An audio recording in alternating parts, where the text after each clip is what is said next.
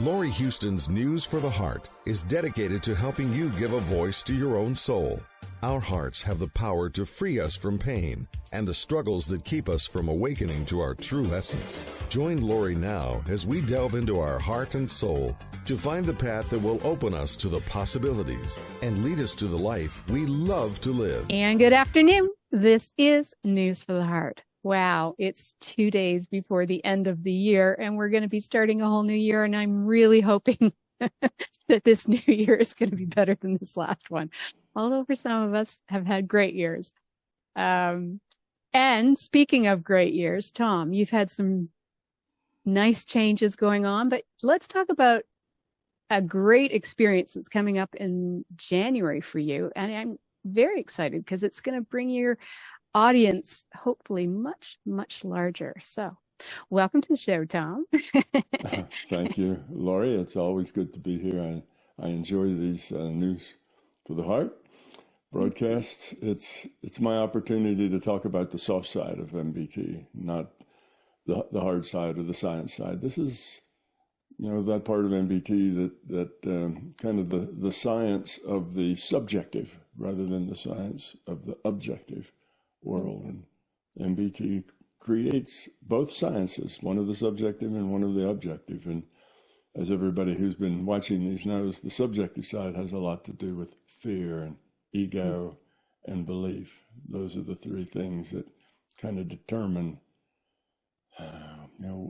how you are developing along in your path toward lowering your entropy or becoming love in this lifetime. So yes, I'm going on the Joe Rogan show in about 2 weeks.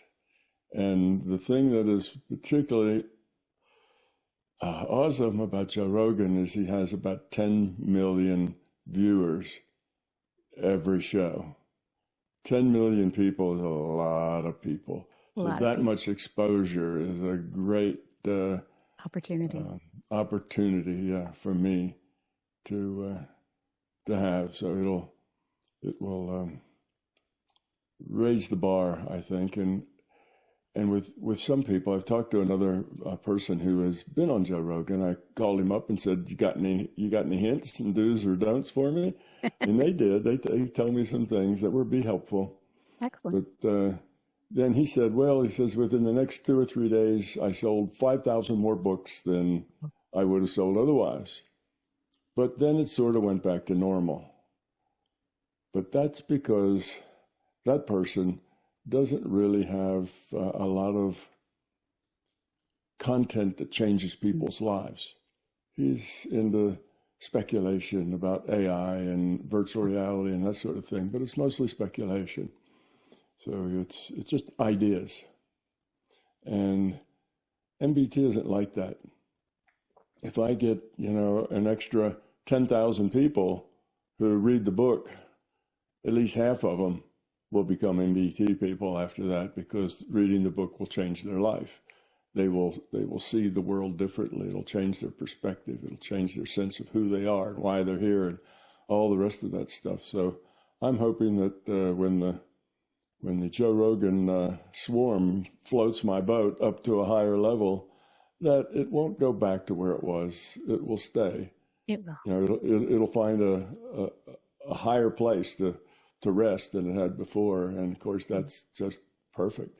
You can't change the world with just a few people. Yeah. You've got to get to the mainstream somehow if you're going to change the world. So that's my mission, is to make this world a kinder, gentler, more supportive, holistic place. And you can't do that if you're relegated only to the margins, which means, not big numbers. You have to get into the mainstream. So this is kind of an opportunity to take my, to get my toe, here's the metaphor, put my big toe into the mainstream waters. So nice. That's going to be a lot of fun. It is. Well, everybody look forward to that coming out, because that'll be amazing. All right. Yeah. So today's show, I thought, with it being the end of the year, with a new year coming, and hoping that it's going to be a gentler year maybe, but I have a feeling there's a lot of things that are going to come out. And I know last month we talked kind of about the fantasy versus the truth, and how we kind of have our own stories about what our truth is and how we see and filter the world through our truth.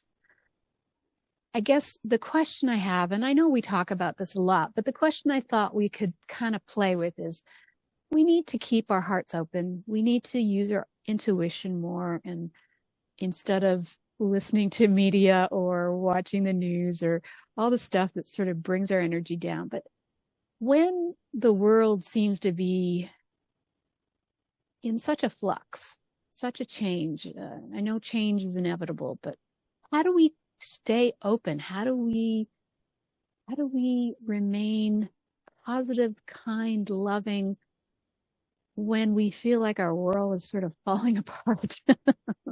Whether it's our world personally or the world around us, it certainly seems to be a reflection of some of the things that are going on. But so to make us a kinder society, how do we stay open when stuff like this happens?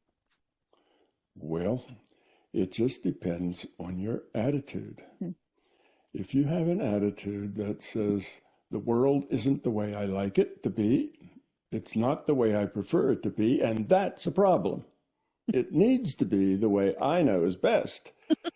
And it's not that way, so I'm upset, and it's a problem, and it annoys me, and I'm aggravated, and I'm angry.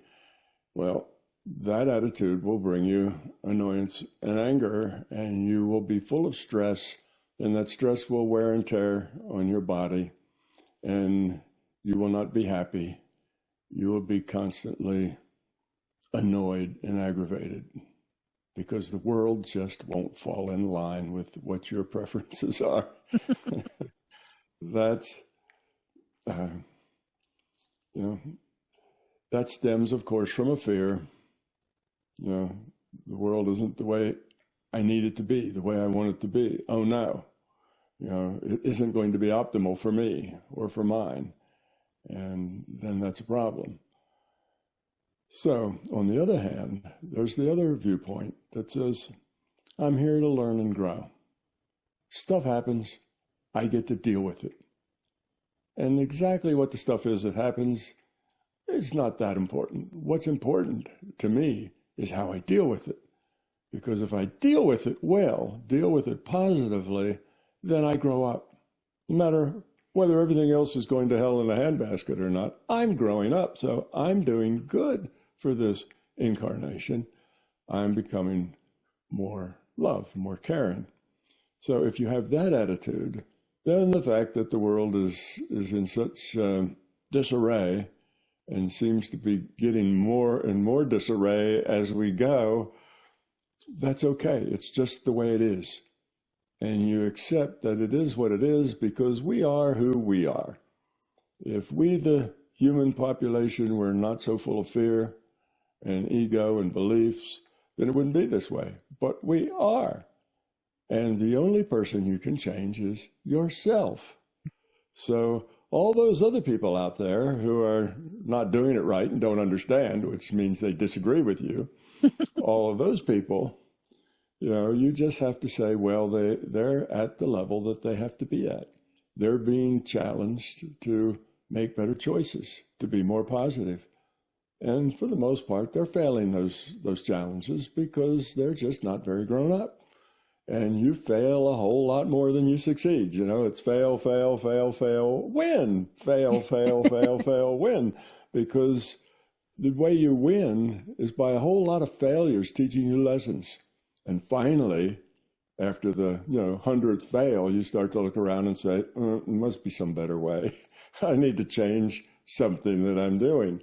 But you don't do that just because you had one fail. You have to have a lot of fails. So there's a lot more fails than there are wins there.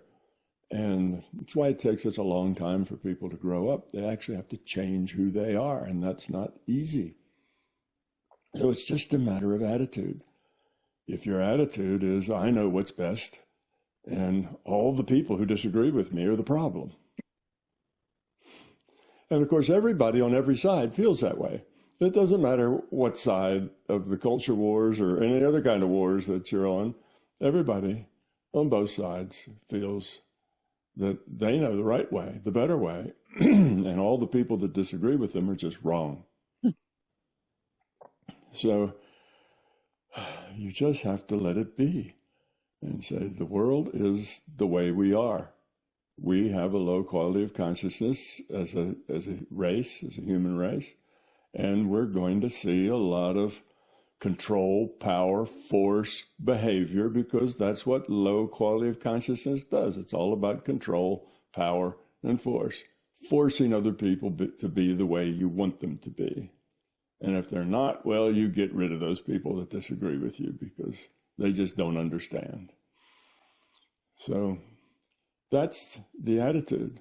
So the problem with being around in a time when there's much turmoil and much, almost everybody's aggravated. There's hardly anybody who's having a happy time. Everybody on all the sides, everybody's aggravated at everybody else. And to be alive in that time is basically gives you a choice. How do you see life? What's your perspective on why you're here and what you're doing and what it's all about? And if your perspective is that, it is what it is, it's what we make it. Our choices collectively, all of us, all 9 billion of us, it's our choices make it exactly the way it is. Mm. And we can't do any better because that's exactly the way we are. Mm. But hopefully we'll do better in the future. We'll learn. There'll be enough people with enough fails that they will finally say, oh, I get it. I need to change. And they'll change and they'll grow up one step. And then it may take another 100 fails before they grow up the next step. But that's the process. It's a slow, slow process. And some people seem to hardly ever take a positive step. They just grow up more slowly. Some people are quick. They get it right away and they say, oh, I see. I understand what's going on now. And, they start growing and changing and becoming love, and they make huge strides, just in one lifetime. So it's very uneven. It depends on how much of it you understand. If you understand it enough to realize what the game is, well, then you're a much better player. When you're wandering around clueless in a playing field and have no idea you're even in a game, well, then you're not going to do very well. You're not focused. You're not, you're just kind of wandering around, interacting with things, and don't really have much of a goal or a mission or anything else except to get what you want. Yeah. That's your main goal, is make it the way I want it. And all that does is bring you frustration and misery and unhappiness. Because as much as you try to control others, the situation, your culture, whatever it is that's annoying you, as much as you try to control it, you will find frustration, and you will find all of your attempts will backfire. It won't work. You'll end up worse off than you were before you tried to control it. And that's a lesson I learned many, many years ago, and I was amazed when I learned it, because I'm an intellectual. I'm a physicist. I live my life by my intellect. That's the way I was in my 20s. And I thought if you didn't control things, everything would go to hell in a handbasket. If you weren't always there psyching this out, understanding that, making the right move ahead of time. And if you didn't really control things, then everything would go bad. And that's the only thing that helped to keep it together, was how clever you were in your ability to control what was going on. And of course, that eventually reaches out to everybody. You want to control your spouse, you want to control your children, you want to control your dog, you want to control the neighbors. Pretty soon, you're the master of the universe, and you're unhappy because nobody is obeying you. So anyhow, the more you try to control things, the worse it gets. And I realized that somewhere in my 20s, late 20s, I think, and it came to this big epiphany that is, I look back over the past couple of years, and I said, if I could have controlled them, they would have been worse, much worse, because I wouldn't have gone this path, the path I took. If I could have controlled them, I would have avoided that path. But that path turned out to deliver a lot of very valuable experience for me. So looking back, I could see where if I was a master controller, if I was the master of the universe, I would have screwed everything up. I wouldn't be nearly as far ahead as I was by just letting things happen. And the more I thought about that and re-looked at the past and the data and the choices and things that I had, the stronger the conclusion became that if you want to optimize your life, stop trying to control it. Let it happen and just try to be very positive in how you approach everything. So it's, that's the key. And if you do that, then you'll be pretty happy no matter what else is going on in the world, because you'll be on a path of success. You'll be on a path of growth. You'll be on a path that doesn't make you angry. It makes you happy.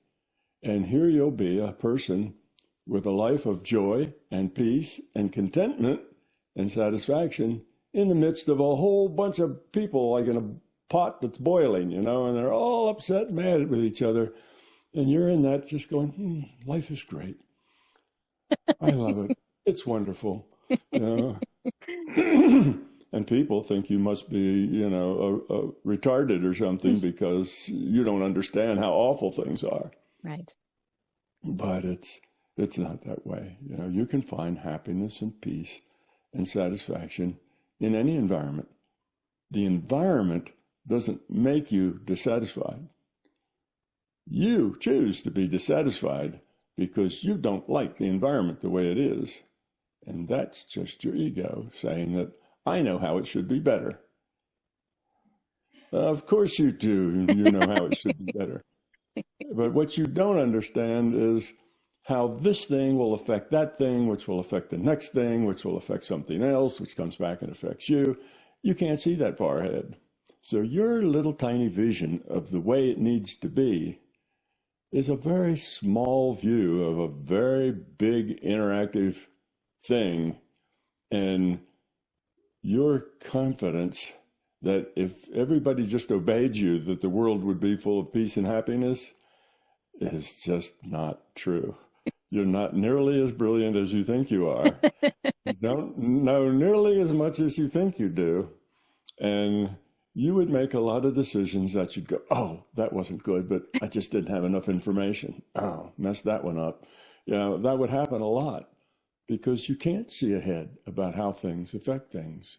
It might be that this period of dysfunction that we're going through is necessary to teach us something important. And if we don't go through it, we won't learn that important thing. So rather than say, oh, that's bad, needs to go away, it's much better to say, oh, well, isn't it interesting? We'll see where that goes. And it doesn't mean that you should be Pollyanna and not aware. You need to be aware. If there's a pack of wolves in the neighborhood, then you need to know that, and you need to be aware for it. You need your pepper spray and your air horn, and don't go out at night. And there's a lot of things you can be smart about. So I'm not. And don't let your cats out or your dogs. Right. So I'm not saying be Pollyanna and just whistle a little tune and march through the world unaware. You got to stay aware. You have to understand what's going on, how it's going to affect you, what the smart path is.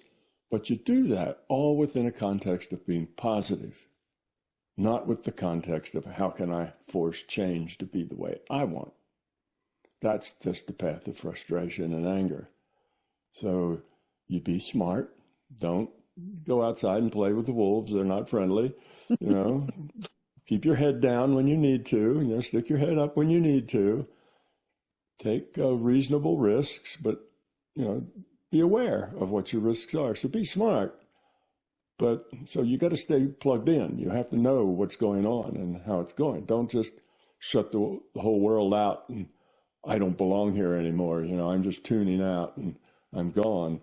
That'll probably end up getting you bitten in the behind because you don't see it coming and you're not looking and it rolls right over you. So be smart, be aware, but be happy at the same time. Be calm, accept that things are the way they are. People are the way they are. You can't change them. They have to change themselves. It's going to take a long time to change themselves. And maybe what's going on now is exactly what we need to help people learn the lessons that they need to learn. Because usually that's the way it is. The dysfunction you create by poor choices turns out to be just the right kind of pain to help you make better choices. So we sometimes need to go backwards before we can turn around and go forwards. It's just, life is like that. So don't be upset about the fact that it looks like we're going backwards. Maybe that's necessary to go forwards. And maybe not. Maybe we'll go back more yet. But eventually, because evolution is relentless, it will turn around and go forward again. Whether that takes a year or 10 years or a millennia, we don't know yet, but we're part of this process of evolution, and it will eventually end up in a beautiful, caring, kind of happy space for everybody, because that's the goal. And evolution has its ups and downs, and it goes forward and backward, and some species go away and some new ones pop up and things happen. But eventually it just keeps chugging on toward lower and lower entropy. Forms that are better fit to whatever the environment is today. So we're a part of that. Let that process work itself out. You and I are not smart enough to organize it and lead it. We need to just go with that flow, stay smart and stay positive. So that's the right attitude of how you can be in this world at this time and still be happy and positive and have a great life.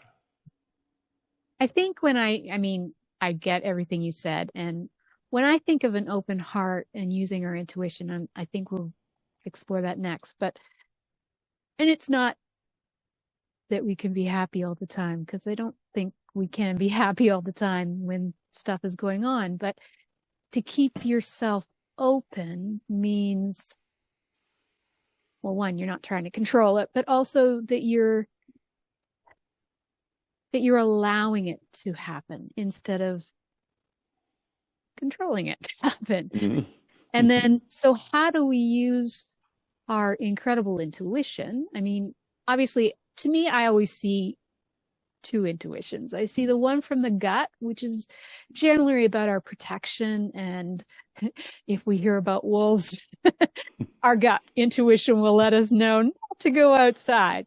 But the heart intuition is where I kind of feel, well, it's where everything is always perfect anyway. It's like it knows that no matter what. And I love how you brought up about if we tried to control everything, because our ego thinks it's absolutely positively right.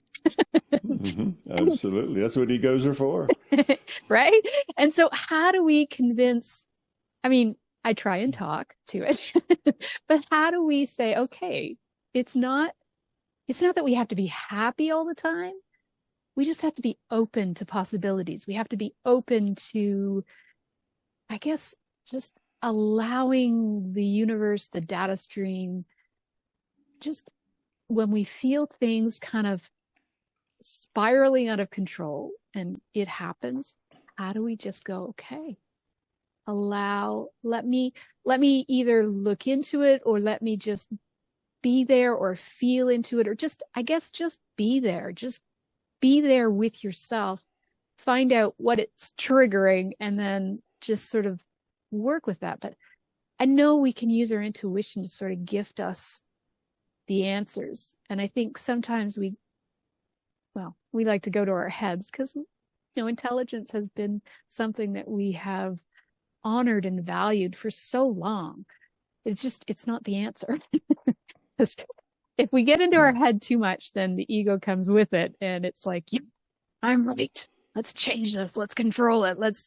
But if you can sort of step back, and then when it's about somebody else, like trying to see their reverence, or seeing them as going through some of their own stuff, It's like we try too hard to try and fit everybody in one little tiny package that we expect them to fall into.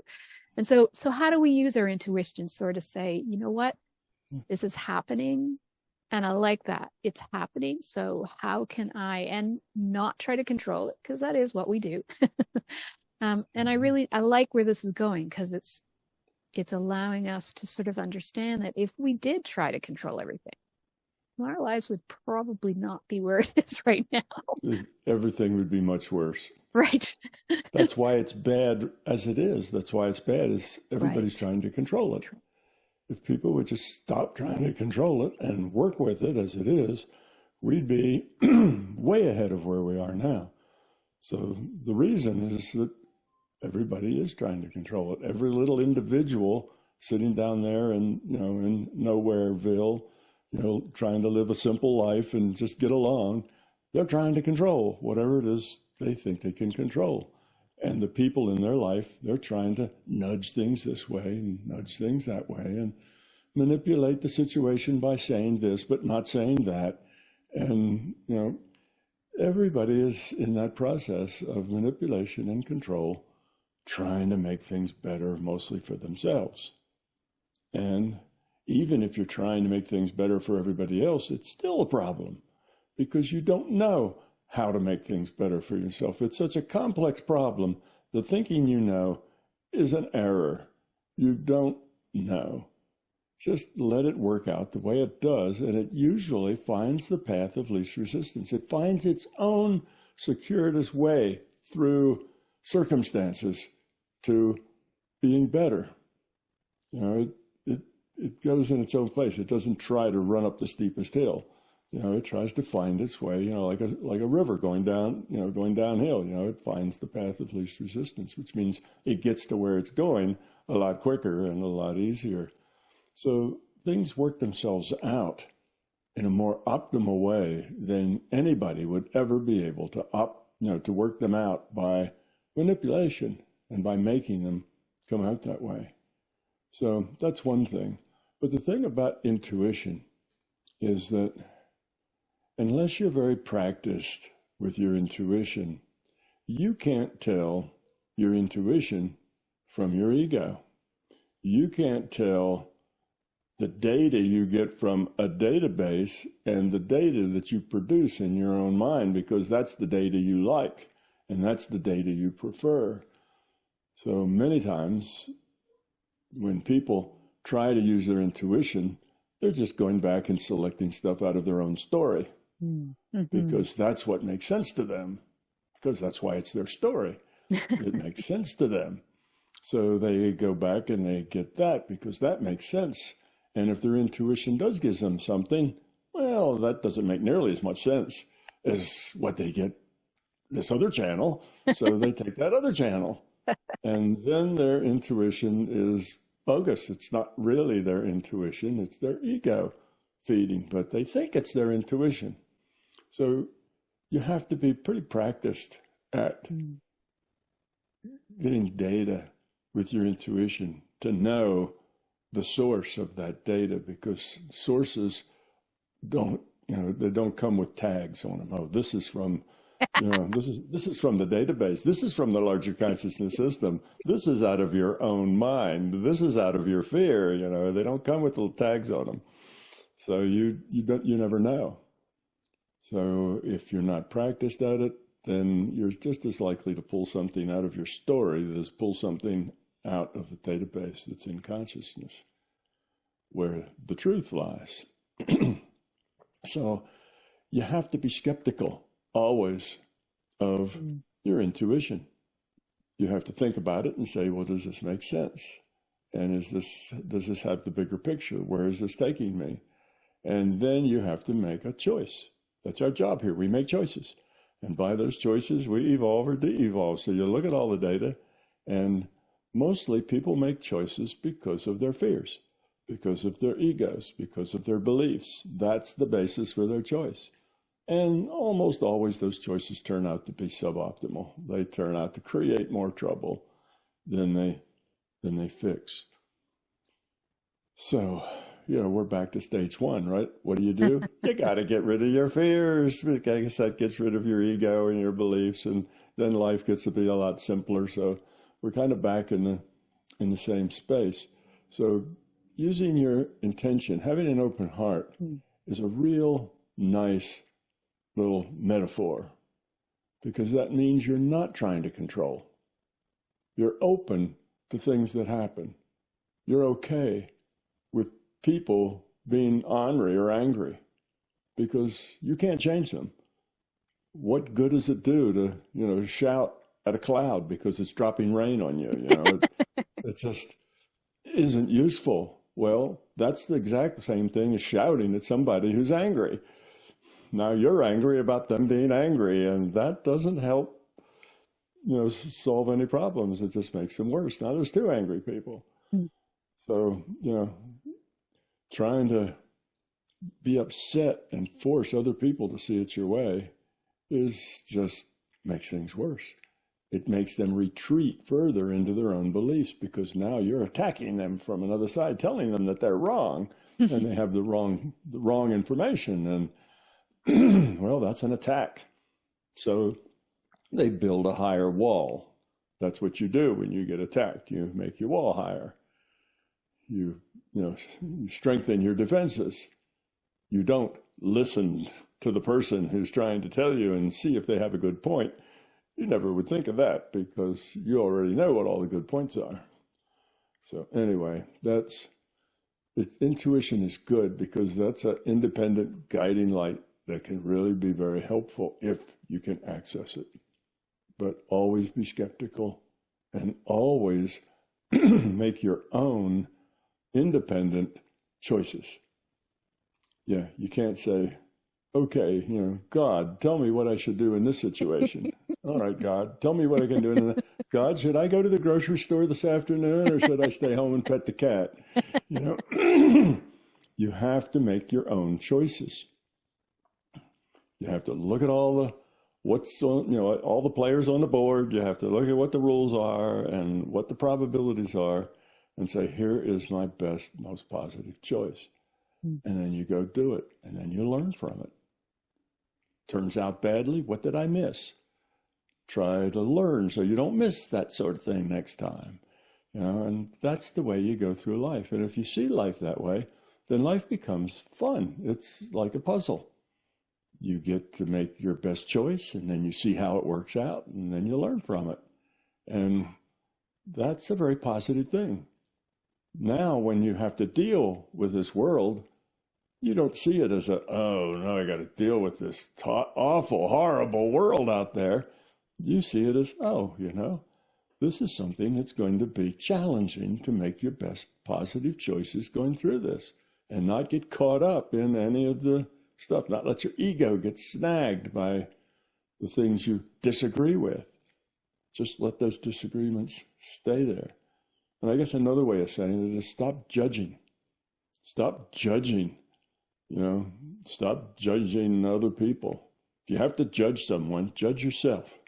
That's the only person you're allowed to judge. You may judge yourself, but don't judge anybody else. You don't know where they are, how they got there, and they're not yours to fix. Maybe they're yours to help educate, if they want to be educated. If they don't want to be educated, particularly by you, well, then leave it alone. There's nothing you can do there. So it's just an attitude. That's how you get through this. You just change an attitude about who you are and why you're here and what's going on and what you can change and what you can't change. And you get some humility about, well, even if I could change it, I'd probably screw it all up because I'm not that smart. I can't think 10 moves ahead in a system where the probabilities are all changing every 10 minutes. You can't think 10 moves ahead. You just need to let it work itself out. And your idea, well, if I could just change that, then this would change and that would change and whatever, that's you convincing yourself of something that probably doesn't exist. It's a lot more complicated than that. And you're only looking at certain variables that you understand, and there's probably another 50 variables that you have no idea even exist. You know, like the attitude of the guy who makes a decision someplace. You know, you don't know about that. So a little humility helps along the way, that you don't feel like you really deserve to be master of the universe because you have all the answers. It's better to say, no, I have no idea the best way for this mess to unravel, but it'll unravel however it does. And the pressure is always toward getting better. So if you have to live through a time where it gets worse for a while, well, then there's more opportunities to make good choices. However it is, you know, you can't be upset because, oh, these are harsh times, or these are good times and it's easy. It's your choice that matters, not what happens. It's how you deal with it is what's really, really important. So intuition is nice. Keeping an open mind is essential. You know, stop judging everything and everybody. Stop being fearful about all the terrible things going to happen. Stay smart. If a terrible thing happens, be aware of it. Know when to duck and when to stand up straight. But in general, just get by. Be nice to people. Try to add to the positivity. That's adding to the solution rather than adding to the problem. You get negative, you get angry, you get upset, you get annoyed. Now you are part of the problem. No matter what side you're on, you are a part of the problem. So just don't be part of the problem. That's how you stay happy, no matter what's going on out in the outside world. And it sounds simple. It's a little harder to do, because to do it, you have to get rid of that ego and that fear and those beliefs, which is hard to do, but it should be a challenge to people. And you don't have to do it like perfectly. It's not like, oh, I got to change everything, so tomorrow I'll be just happy.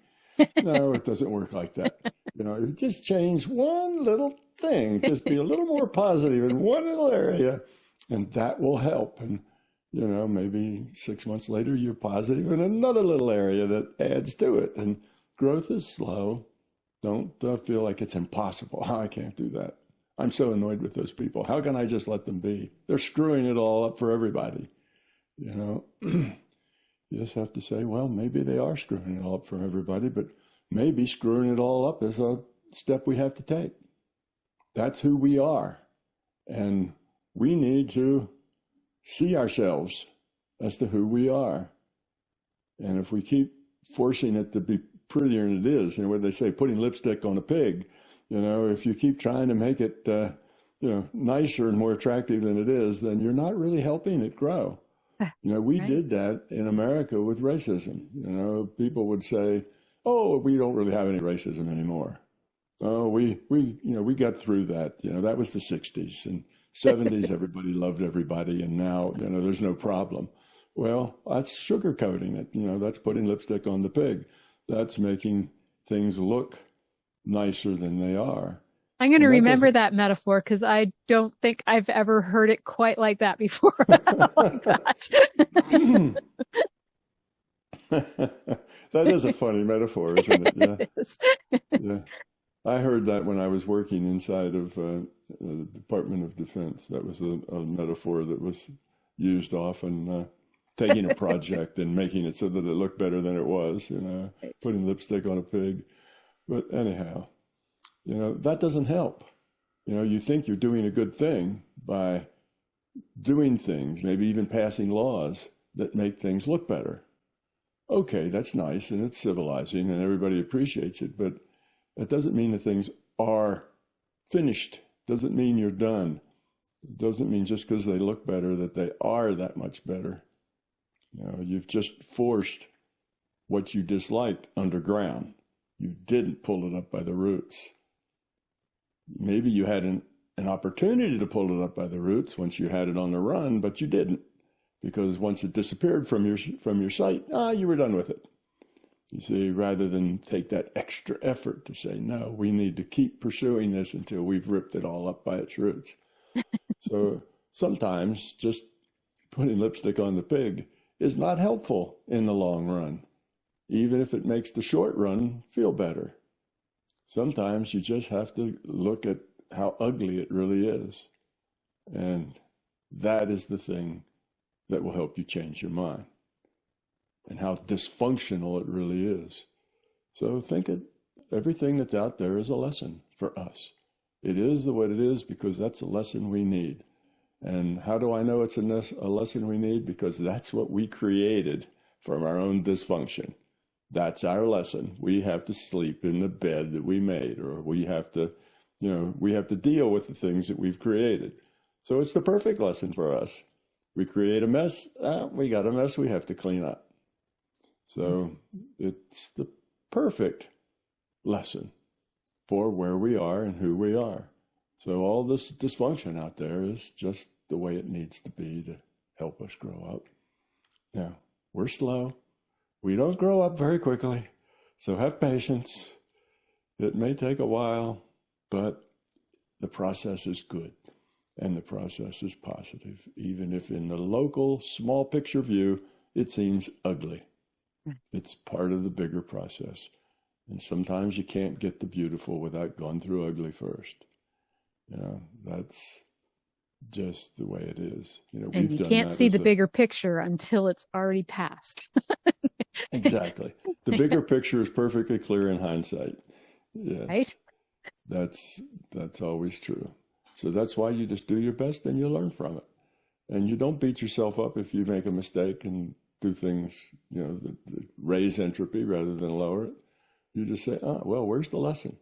How can I not make that mistake next time? And that means whether you get it right or get it wrong, you still grow. So in the picture of your own growth, it doesn't matter that much if you get it right or get it wrong. What matters is that you look at it and learn from it. That's really what matters. A lot of people get to the point where they can't make any choices at all because they don't have the right answer. They don't know what the right answer is, therefore they can't do anything. But that's not helpful either. Better to give it your best thought, think about it, do what you can, make a choice, and do it. Then learn from it.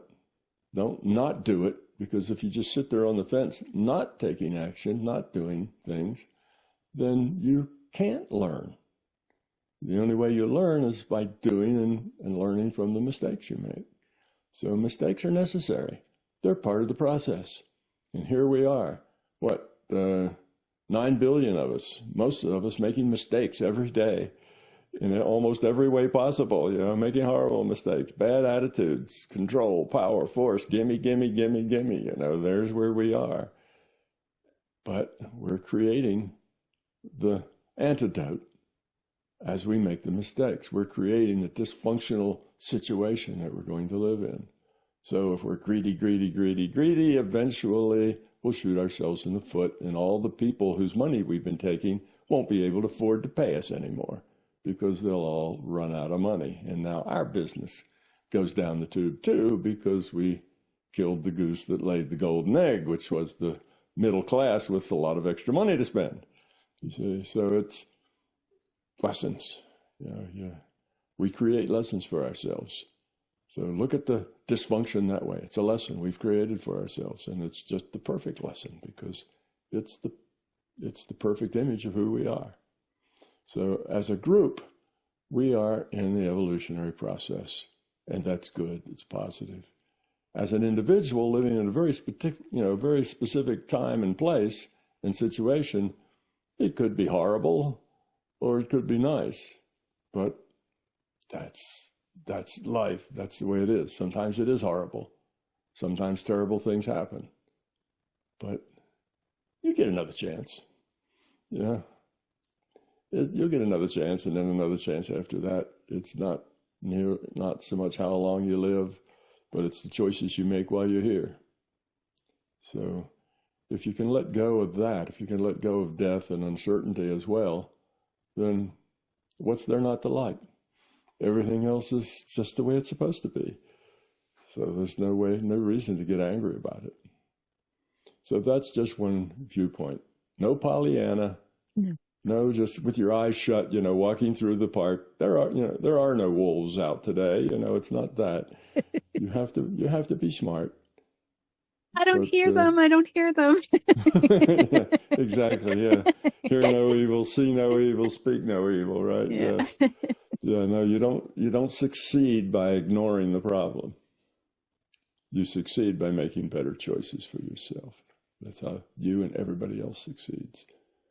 So that's the key thing that people are missing. Right. The reason they're upset, the reason they're annoyed, the reason they're angry is because of their fear, their ego, and their beliefs. That's all. If they get rid of that fear, ego, and beliefs, then they're happy. They're not unhappy. Even in this mess, they're still happy. It's fine. It's just the way it needs to be.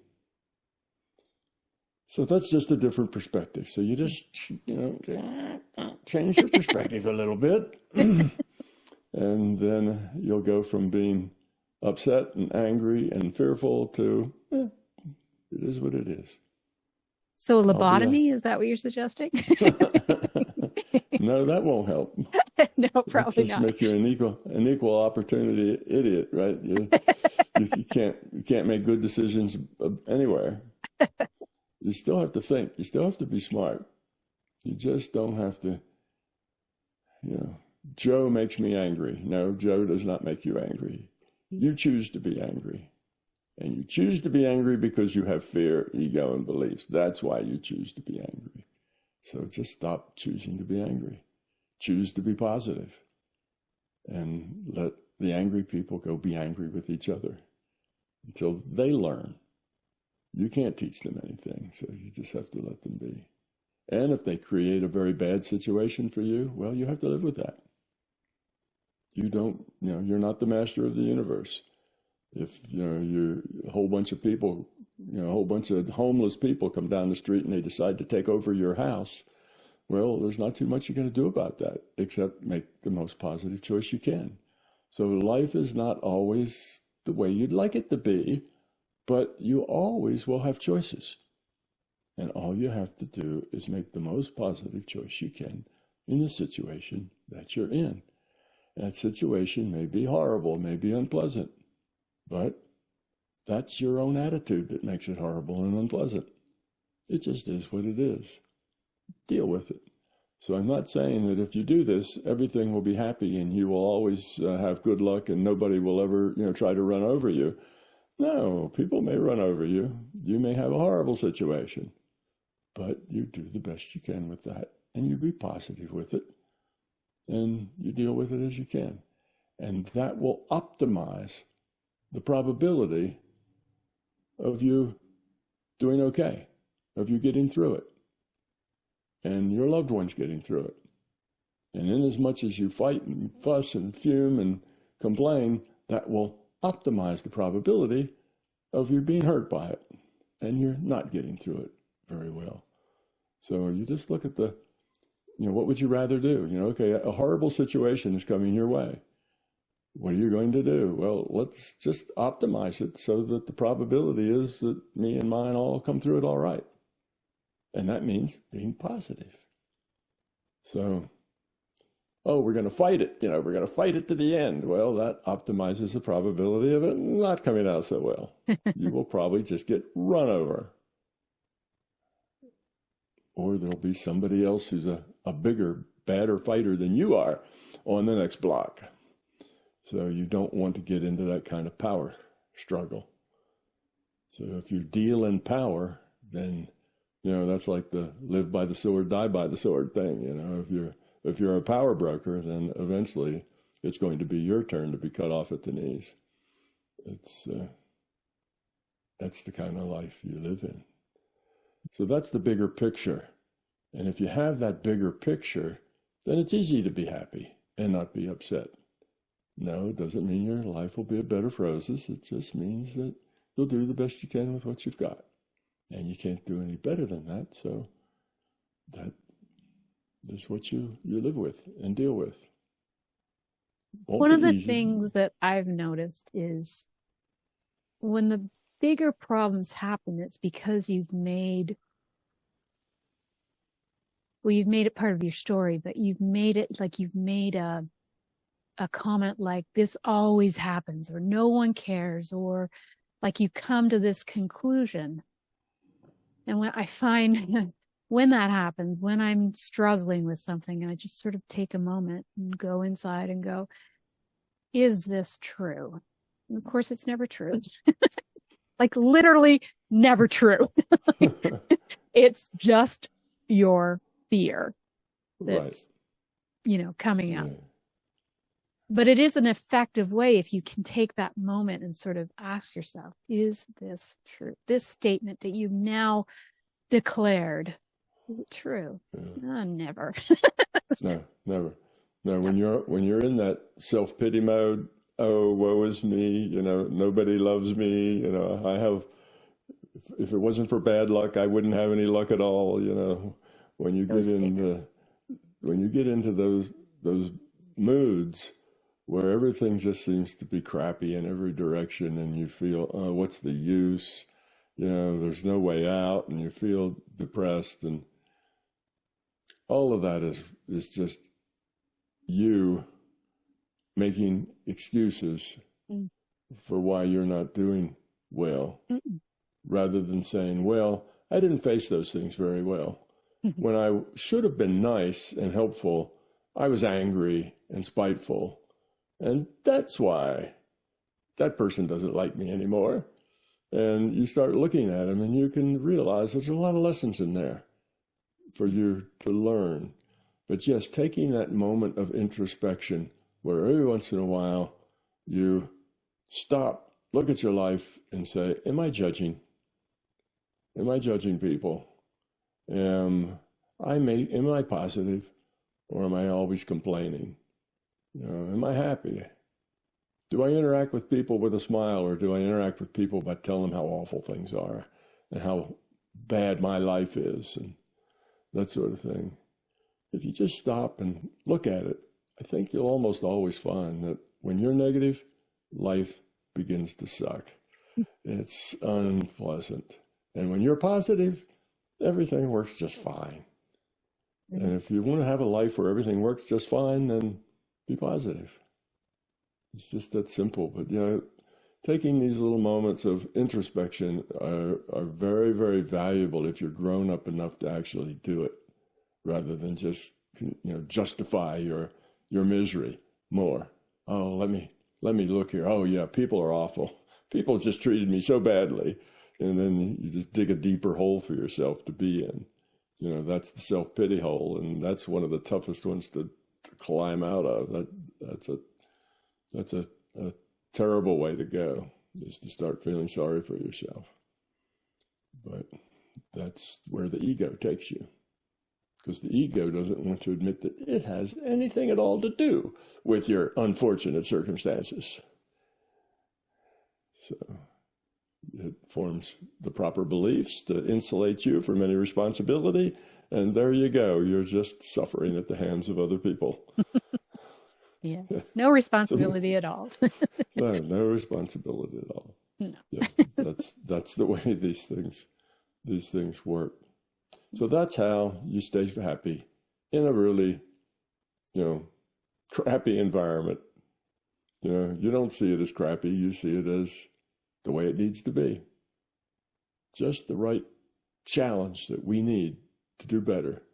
And if we choose to do worse instead of better, well, then we'll get even a tougher challenge. And if we still do worse instead of better, then our challenge, the ante keeps going up and up and up until we finally get to the point that, we're in the wrong, we're working our way down the wrong street. This is not profitable. We need to basically change the whole system. And you get to that point, and if enough people get to that point at the same time, then the whole system changes. It's just the system reflects the people. The people change, the system will change automatically. It's just a reflection of us. All those institutions and all of that stuff will just change as we change, because it's true that the power is with the people.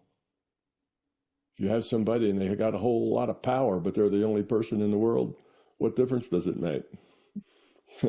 You can have $1 billion, and if you're the only one there, it makes no difference whether you had it or you had nothing. It's absolutely useless. The power in the people is that you get rich by manipulating people. And if there weren't a lot of people, then you wouldn't be rich. So you do things to hurt those people, then you're undermining actually the source of your own wealth. And people don't, they don't see that. They can't see that far ahead. That the way that you can make sure that you and your company and everything do well is to make sure all the people out there are doing well, and that you're offering a product that's actually useful. If you have a product that's actually useful and helpful, and all those people out there are doing well, then you're going to be doing well. But, I can rip those people off and I can get, 10% more of their money, and I'll charge them a fee for, this and for that, because you can and you can get away with it. You're just undermining the source of your own success.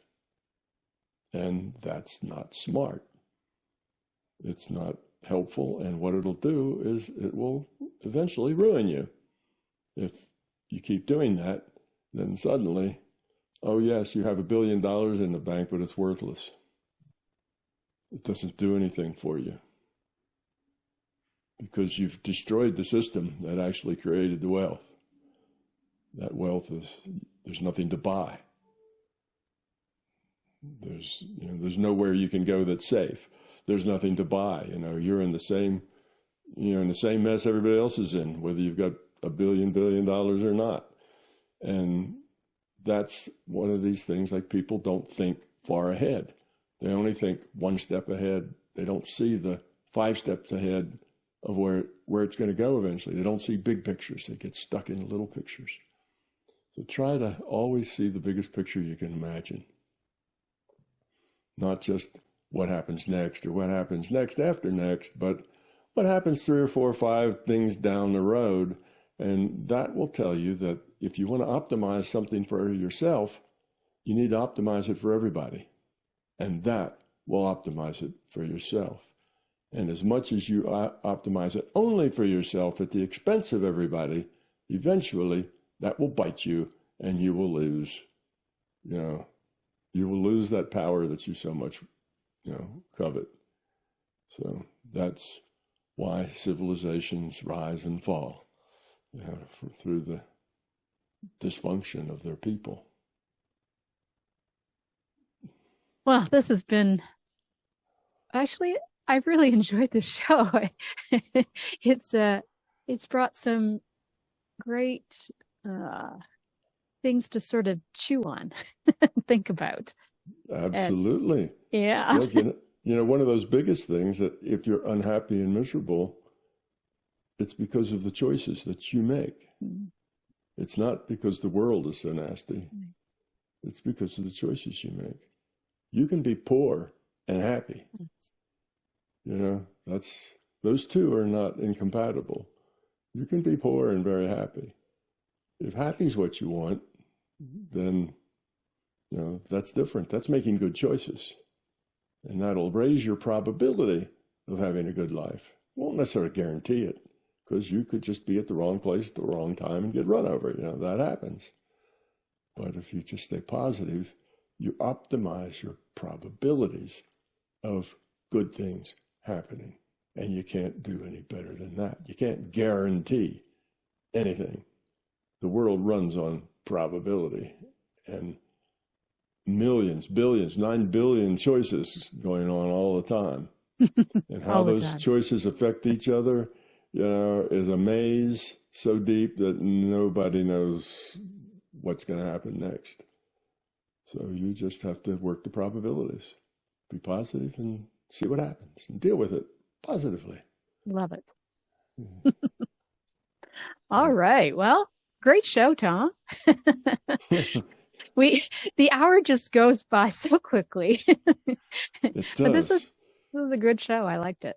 I think it's timely. I think, your sense of what a good question would be and what we should explore, I think, was right on.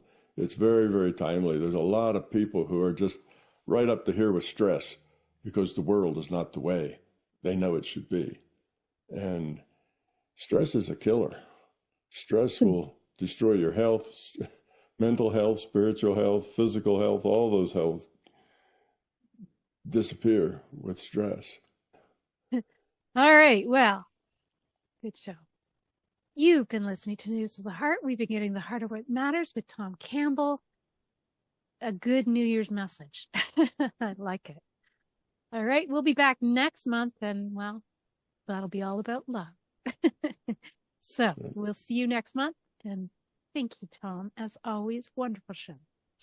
Oh, you're quite welcome. Thank you for the opportunity, Laurie.